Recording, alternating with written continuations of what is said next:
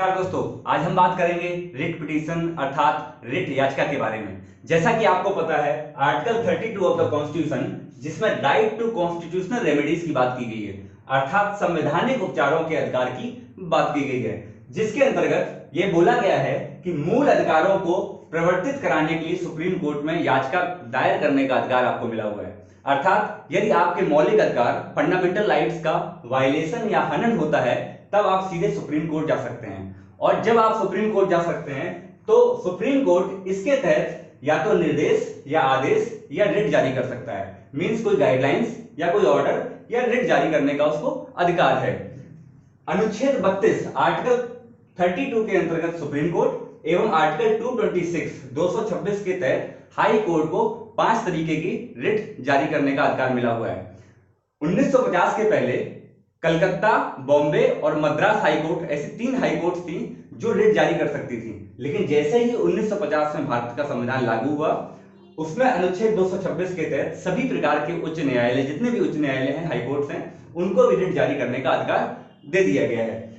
अब अनुच्छेद 32 के तहत रिट जारी करना और अनुच्छेद 226 के तहत रिट जारी करने के अधिकार में कुछ अंतर है, जिसको हम देख लेते हैं। ये क्वेश्चंस परीक्षा में पूछे जाते हैं।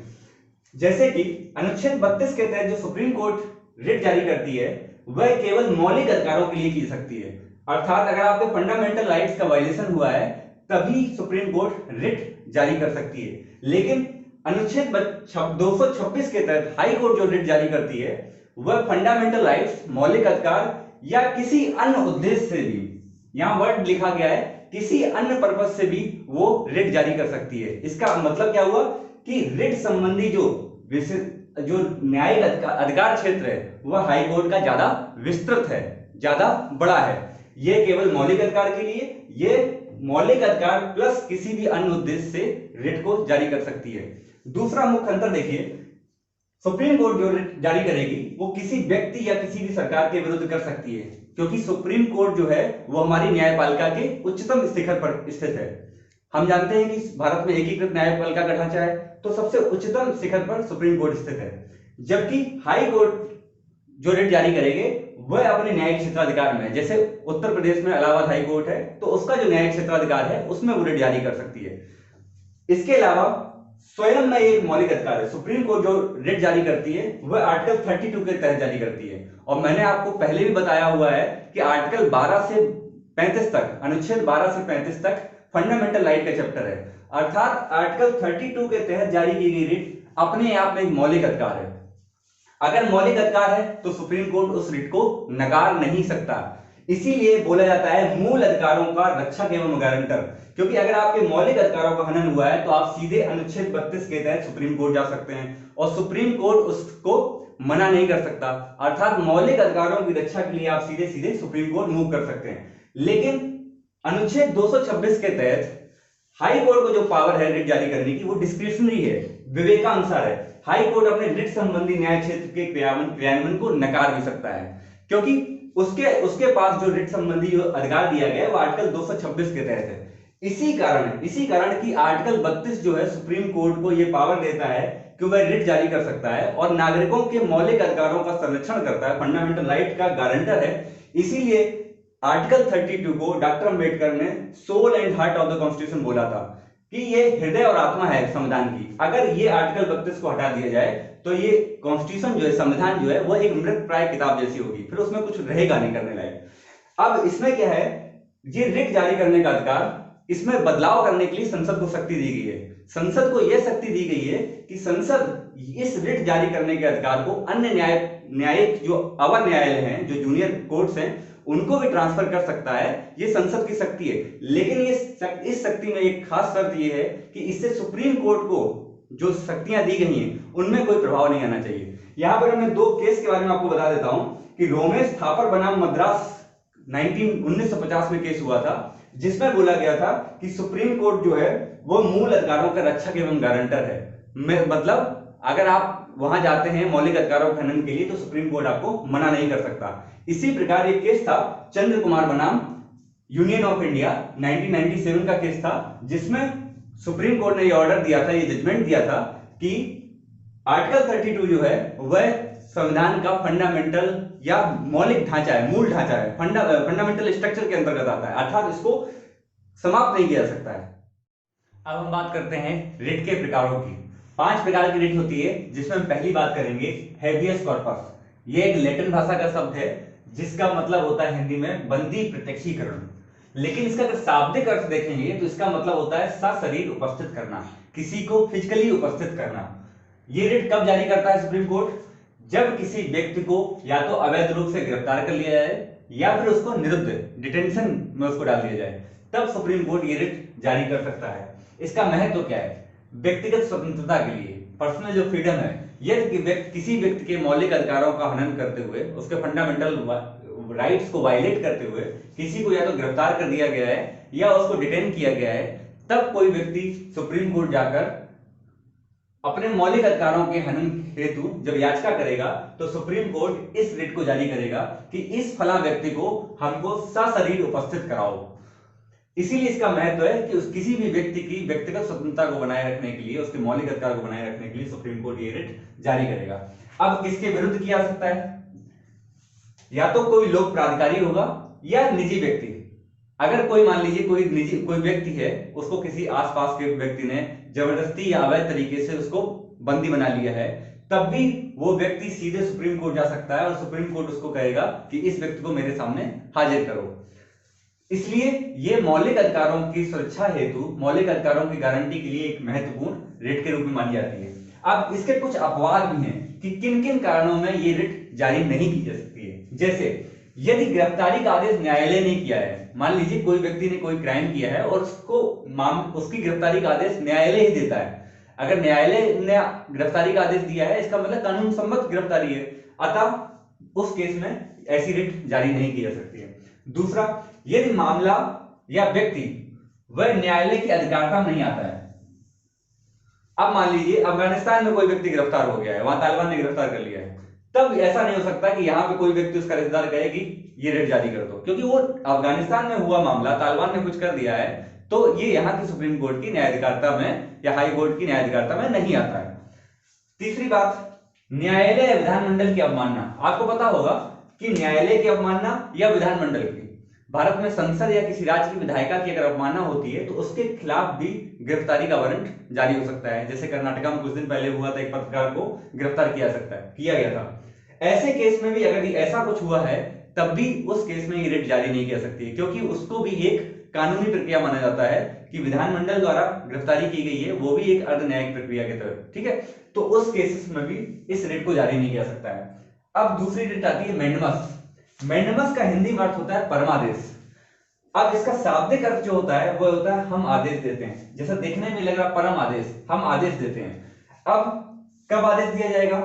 ये आदेश तब दिया जाएगा जब कोई भी लोक प्राधिकारी, मतलब पब्लिक जो अथॉरिटी है, वह अपने कर्तव्यों का निर्वहन नहीं करते हैं। आप कुछ काम करवाने के लिए गए जो आपके मौलिक अधिकार से जुड़ा हुआ है, उसका वो निर्वहन नहीं करते हैं, तब ये रिट सुप्रीम कोर्ट या हाई कोर्ट द्वारा जारी की जा सकती है। लेकिन इसकी एक खास शर्त भी है कि जो याचिका करता है उसका वह कानूनी अधिकार हो, जिस ऑफिस में काम करवाने जा रहा है उसका वह कानूनी अधिकार बनता हो कि ये काम होना चाहिए, और दूसरा उस प्राधिकारी का ये कर्तव्य होना चाहिए जो अपना काम करने से मना कर रहा है। ऐसे केसेस में ये मैंडमस या परमादेश की जो रिट है वो जारी की जा सकती है। दूसरा, एक लिमिटेड समय में जो कार्रवाई होनी चाहिए थी वो नहीं हुई, मान लीजिए कोर्ट ने ऑर्डर दे दिया, इसके बाद भी वो कार्रवाई वो लोग प्राधिकारी नहीं करता है, तो उचित अवधि तक कार्रवाई अगर ना की गई हो तो ऐसे केस में भी सुप्रीम कोर्ट या हाई कोर्ट मैंडमस नामक की रिट जारी करते हैं। अब किसके विरुद्ध की जा सकती है? तो ये ध्यान रखना है, क्योंकि आप लोक प्राधिकारी अपने कर्तव्यों का पालन नहीं करता है तो किसी लोक प्राधिकारी या लोक निकाय, पब्लिक इंस्टीट्यूशन या पब्लिक अथॉरिटी के विरुद्ध ही की जा सकती है। ये किसी निजी व्यक्ति के लिए नहीं कह सकती कि आप किसी प्राइवेट कंपनी में चले जाएं और अपने मौलिक अधिकारों की बात करने लगे कि वह नहीं कर रहा है इसलिए आप सुप्रीम कोर्ट मूव करेंगे, ऐसा नहीं, किसी निजी व्यक्ति के खिलाफ नहीं कह सकते। इसीलिए इसमें अपवाद जो है, दो तरीके के अपवाद हैं। एक, राष्ट्रपति या राज्यपाल। आप जानते हैं ये राष्ट्रपति या राज्यपाल जो है एक सम्माननीय पद माना जाता है, संवैधानिक पोस्ट है, तो इनको यहां छूट दी गई है, राष्ट्रपति या राज्यपाल। दूसरा, मैंने जैसा आपको बताया कि निजी व्यक्ति और संस्थान जो है इनके विरुद्ध जारी नहीं की जा सकती है। अब आप कमेंट सेक्शन में बताइए कि अभी 2 साल पहले किस राज्यपाल के विरुद्ध सुप्रीम कोर्ट ने इस रिट को जारी कर दिया था, लेकिन बाद में सुप्रीम कोर्ट को वो रिट वापस लेनी पड़ी थी। अब हम बात करेंगे तीसरी रिट, प्रोहिबिशन। हिंदी मतलब होता है प्रतिषेध। इसका शाब्दिक अर्थ होता है मना करना, टू प्रोहिबिट। किसको मना करना, किसके विरुद्ध लाई जाएगी? निचली अदालतें जो लोअर जुडिशरी है, अधिकरणों मींस ट्रिब्यूनल्स जो है, और अर्ध न्यायिक निकायों के विरुद्ध ये रिट जारी की जा सकती है। अर्ध न्यायिक मींस क्वाजी जुडिशियल जो बॉडीज होती हैं उनके विरुद्ध ये रिट जारी की जाती है। कब जारी की जाएगी? इसके लिए मुख्यतः दो शर्तें हैं।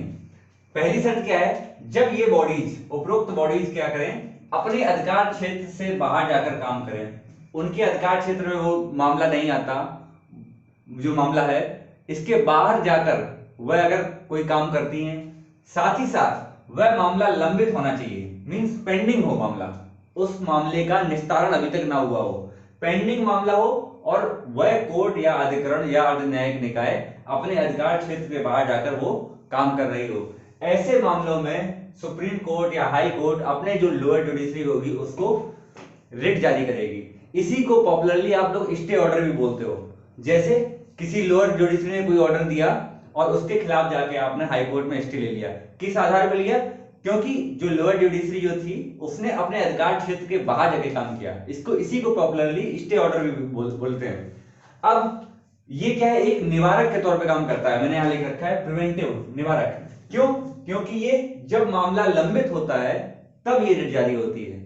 तो प्रिवेंटिव तरीके से लंबित मामले में ये रिट जारी की जाती है। इसके अलावा चौथी रिट के बारे में बात करते हैं, जिसको बोलते हैं सर्टिफिकेटरी। हिंदी मतलब होता है उत्प्रेषण। अगर इसका शाब्दिक अर्थ देखेंगे तो इसका मतलब होता है प्रमाणित करना, टू सर्टिफाई। अब ये किसके विरुद्ध लाई जा सकती है? निचली अदालतें जो लोअर जुडिशरी है, साथ ही साथ जो ट्रिब्यूनल्स हैं, अधिकरणों। साथ साथ ये याद रखने वाली चीज है कि प्रशासनिक अधिकारियों के विरुद्ध भी ये रिट जारी की जा सकती है। 1991 तक ऐसा प्रावधान नहीं था, लेकिन सुप्रीम कोर्ट के एक फैसले के बाद प्रशासनिक अधिकारियों के विरुद्ध भी ये रिट लाई जा सकती है। ये मुख्य अंतर होता है दोनों के बीच में। अभी मैं अंतर नीचे समझाऊंगा, लेकिन ये याद रखने वाली चीज है, lower judiciary, tribunals, quasi judicial body भी आ जाएंगी, साथ साथ प्रशासनिक अधिकारी जो प्रशासन है उसके विरुद्ध भी ये रिट जारी की सकती है। इंपॉर्टेंट पॉइंट है। साथ ही साथ कब? जब उपरोक्त अपने अधिकार क्षेत्र के बाहर जाकर सुनवाई निर्णय करती हैं। पॉइंट सेम है, लेकिन साथ ही साथ अंतर यह है, जब इनके द्वारा अपनाई गई प्रक्रिया में कोई मौलिक त्रुटि हो या प्राकृतिक न्याय के सिद्धांत का उल्लंघन हो रहा है। मींस जब ये उपरोक्त संस्थाएं जो प्रक्रिया अपना रही हैं उनमें उनके प्रावधानों में कोई मौलिक त्रुटि हो या फिर वो नेचुरल जस्टिस के खिलाफ काम कर रही हो। साथ ही साथ एक चीज और है कि ये रिट तब जारी होती है जब मामला समाप्त हो गया होता है। यहां मामला क्या था? लंबित था। सर्टिफिकेटरी में क्या होता है? जब मामला समाप्त हो चुका है, मींस कोर्ट ने वर्डिक्ट दे दिया, मान लो लोअर जुडिशरी ने वर्डिक्ट दे दिया है, इस ऐसे मामले में क्या करेगा? ऐसे आदेश को सुप्रीम कोर्ट या हाई कोर्ट दोनों ही रिट जारी कर सकती हैं। तो सुप्रीम कोर्ट या हाई कोर्ट निरस्त भी कर सकती हैं या उसको री एग्जामिन, पुनरीक्षण भी किया सकता है। इस वाले केस में क्या था? उसको सिर्फ रोकेंगे कि आप अपने न्याय क्षेत्र के बाहर काम कर रहे हो तो आपके मामले को हम रोक दे रहे हैं, स्टे ले लिया। लेकिन यहाँ क्या है? यहाँ ऑर्डर आ चुका है, अब उस ऑर्डर को समाप्त भी कर सकती हैं, री एग्जामिन करके दूसरा ऑर्डर भी दे सकती हैं। इसीलिए सर्टिफिकेटरी को क्यूरेटिव पिटीशन या उपचारात्मक रिट भी कहते हैं। क्यूरेटिव मींस उपचारात्मक, जो आदेश है उसका उपचार कर दिया है, मींस उसको निरस्त भी कर सकती हैं, री एग्जामिन भी कर सकती हैं। तो इसीलिए सर्टिफिकेटरी जो है, उत्प्रेषण जो है, वो एक क्यूरेटिव रिट है, मींस उपचारात्मक है, जबकि प्रोहिबिशन जो है वो एक निवारक, प्रिवेंटिव रिट मानी जाती है। मैंने यहाँ दोनों के अंतर को बड़ा स्पष्ट लिख दिया है जिससे आपको एग्जाम में प्रॉब्लम ना हो। प्रतिषेध, प्रोहिबिशन, उत्प्रेषण मींस सर्टिफिकेटरी। ठीक है। अब पहला अंतर क्या है? प्रतिषेध जो है वो एक निवारक उपाय है, प्रिवेंटिव मेजर है। लोअर कोर्ट को, लोअर जुडिशरी को बोलेगी आप ये केस हैंडल मत करो, ठीक है, अपने पास ले लेगी। उत्प्रेषण में क्या होता है? उपचारात्मक है। जब मामला निस्तारित हो गया है लोअर जुडिशरी के द्वारा, उस मामले को अपने पास लेके उसका री एग्जामिन कर सकती है और जो ऑर्डर है उसको निरस्त भी कर सकती है, जैसा सुप्रीम कोर्ट या हाई कोर्ट को लगे। दूसरा क्या है? प्रतिषेध एक निष्क्रिय धारणा है, पैसिव धारणा है। निष्क्रिय धारणा में क्या है? सिर्फ मना करना है, जबकि उत्प्रेषण क्या है, सक्रिय धारणा है, उस मामले को अपने पास मंगवाना भी है और उसको रीएग्जामिन भी करना है, और उस अगर लगे उनको तो जो निर्णय है उसको बदल भी सकती है। तो ये एक सक्रिय धारणा है। तीसरा जो इंपॉर्टेंट है, तीसरा है कि प्रतिषेध की जो रिट है वह सिर्फ न्यायालयों के विरुद्ध है, ना कि प्रशासनिक अधिकारियों के। जबकि उत्प्रेषण क्या है, न्यायालय के साथ साथ जो लोक प्राधिकरण है, जो पब्लिक अथॉरिटी है, उनके विरुद्ध भी हो सकती है। कारण क्या होता है, उत्प्रेषण तब रिट जारी की जाती है जब मामले का निस्तारण हो चुका होता है। अब मान लीजिए किसी प्रशासनिक अधिकारी ने कोई गलती की है, प्रशासनिक अधिकारी ने कोई गलती की है, तो उसको भी तो सुधारना चाहिए। तो उसको सुधारने के लिए ये सर्टिलिटी रिट लाई जाती है, इसीलिए इसको क्यूरेटिव या उपचारात्मक रिट भी बोलते हैं। इसका हमारी अंतिम रिट आती है जिसको बोलते हैं क्यो वारंटो, मींस अधिकार परीक्षा। इसका साफ साफ अर्थ है, जो शाब्दिक अर्थ है वो है किस प्राधिकार से, आप किस प्राधिकार से कोई पद को धारण किए हो। ये कब जारी की जाएगी, जब कोई व्यक्ति किसी सार्वजनिक पद, जो पब्लिक पोस्ट है, उसको अवैध रूप से धारण किया हो। मान लीजिए किसी पोस्ट पे कोई अवैध रूप से बैठ जाता है, तो कोर्ट पूछ सकती है रिट जारी करके कि आप किस आधार से उस पोस्ट को होल्ड करते हो, किस आधार पे उस पोस्ट बने हुए हो। या तो वो तरीका गलत होगा या वो व्यक्ति अयोग्य होगा। इस आधार पर वह रिट जारी करके वह पूछ सकती है कि किस आधार पर आप इस पोस्ट पर हो। ठीक है, अब अगर कोर्ट को लगता है कि वो गलत आधार पे, या तो वो अयोग्य है या उसने गलत तरीका अपनाया है, तो उसको उस पोस्ट से हटा दिया सकते हैं। मान लीजिए आप किसी भी पब्लिक अथॉरिटी ऑफिस में जाते हैं, वहां पे कोई व्यक्ति ऐसा है, आपको लगता है कि वो गलत मीन से वहां पहुंचा है, तब आप कोर्ट जाके क्यो वारंटो रिट जारी करवा के उसको हटवा भी सकते हैं। ठीक है, अब बाकी रिट्स और पांचवी जो अधिकार परीक्षा रिट है, इसमें अंतर यही है कि बाकी जो रिट्स होती हैं उसमें पीड़ित जाते हैं सुप्रीम कोर्ट या हाई कोर्ट, जबकि लास्ट वाली जो रिट है उसमें कोई भी व्यक्ति जा सकता है, क्योंकि पब्लिक ऑफिस जो होता है वो सभी के लिए होता है। अगर वहां कोई अवैध तरीके से बैठा है या कोई अयोग्य लोग बैठे हुए हैं, तो उस मामले में क्यो वारंटो कोई भी व्यक्ति जो है, कोई भी नागरिक कोर्ट में जा सकता है और कोर्ट वहां से रिट जारी करके पूछ सकती है कि किस आधार पर आप ये पब्लिक पोस्ट को होल्ड किए हो। इसका सिर्फ एक अपवाद है कि किसी भी निजी जो कार्यालय होते हैं, जो प्राइवेट इंस्टीट्यूट्स होते हैं, उनके विरुद्ध ये रिट जारी नहीं की सकती है। ठीक है, साथ ही साथ जो मंत्रित्व कार्यालय है, जो मिनिस्टर के पोस्ट होते हैं, उनके लिए ये रिट नहीं जारी की जा सकती है। इस आधार पर हम कह सकते हैं कि हमने आपको पांचों रिट जो है प्रॉपर तरीके से डिटेल समझा दी है।